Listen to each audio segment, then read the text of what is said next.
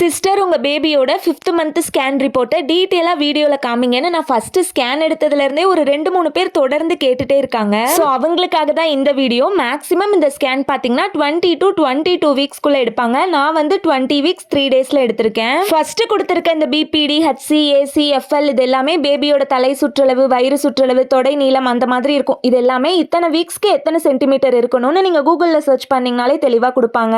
அப்புறம் heart beat பார்த்தீங்கன்னா 141 ppm இருந்துச்சு. பேபியோட வெயிட் வந்து 323 to 347 பிளஸ் ஆர் மைனஸ்ல எவ்வளோ வேணா இருக்கலாம்னு கொடுத்துருந்தாங்க. இதுவே நீங்க 22 வீக்ஸ்லாம் ஸ்கேன் பண்றீங்கன்னா பேபியோட வெயிட் 400 கிராம்ஸ்க்கு மேல கூட இருக்கலாம். பிளசண்டா வந்து ஆன்டீரியர் இருந்தது. சேம் என்டி ஸ்கேன்லயும் ஆன்டீரியர் தான் இருந்தது. அதுக்கப்புறம் அமினாய்டிக் ஃப்ளூயிட்ன்றது வந்து பனிக்கூட நீர் நார்மலா இருக்குன்னு கொடுத்துருந்தாங்க. அப்புறம் சர்விக்ஸ் லென்த் வந்து எனக்கு 3.3 சென்டிமீட்டர் இருந்தது. கூகுள்ல படிச்சேன் 20 வீக்ஸ்க்கு வந்து 3 to 4 சென்டிமீட்டர் லென்த் இருக்கணும்னு கொடுத்துருந்தாங்க. இது வந்துட்டு கர்ப்பவாய் க்ளோஸ்ல இருக்குன்னு கொடுத்துருக்காங்க. அதுக்கு அடுத்து கொடுத்துருக்க எல்லாமே பார்த்தீங்கன்னா பேபியோட பார்ட்ஸ் தான். லைக் இதயம், கிட்னி, வயிறு, எல்லா எலும்பு எல்லாமே கரெக்டான வளர்ச்சியில் இருக்கான்னு செக் பண்ணி பார்ப்பாங்க. இது எல்லாத்தையுமே நம்ம பார்க்காட்டியும் பரவாயில்ல, டைரக்டா போய் இம்ப்ரெஷனை பாருங்க. ஏதாவது பிரச்சனை இருந்தா அந்த இம்ப்ரெஷன்லேயே கொடுத்துருவாங்க. எனக்கு பாருங்க பேபி வந்து ஸ்பைன் காட்டலன்னு கொடுத்துருந்தாங்க. அதுக்கப்புறமா நான் போய் ஸ்பைன் மட்டும் எடுத்தேன். அதுவும் நார்மலா இருந்துச்சு. வேற ஏதாவது டவுட் இருந்தா கமெண்ட்ல